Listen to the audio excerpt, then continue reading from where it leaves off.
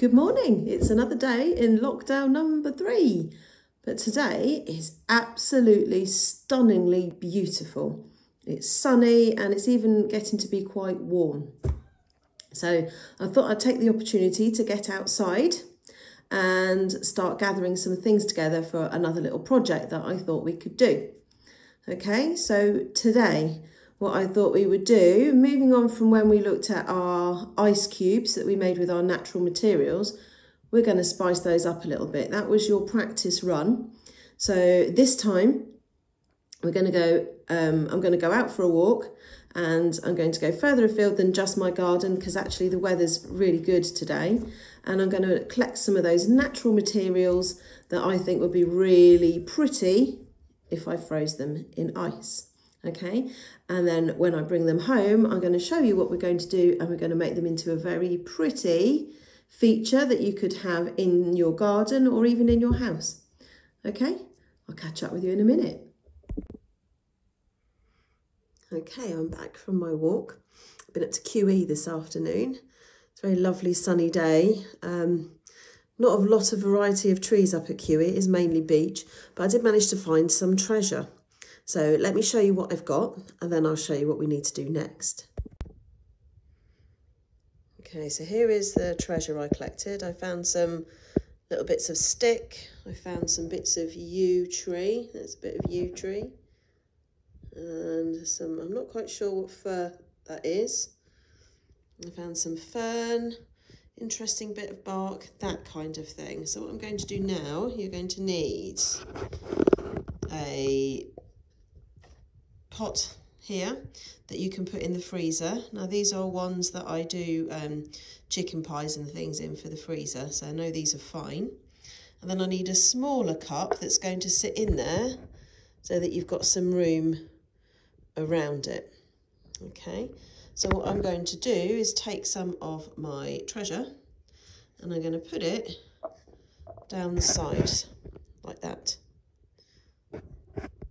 So I'm going to carry on doing that with the rest of my finds. I've got 2 there, so I think I've probably got enough treasure here to be able to make 2. I'll show you when that's done. Right, okay, so you can see that I've packed all those little bits down there in between the bowl and the cup. And inside the cup I've put stone. That is so when I put water around the outside, that cup's not going to float. So I've done the same with the other one.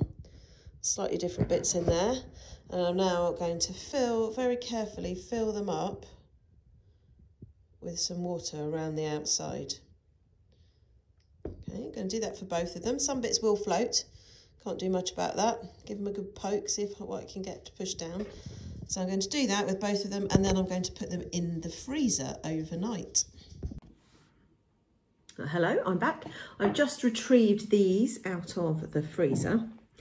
Now what happens to water when it is frozen? It expands and gets bigger, which means these are pretty much stuck.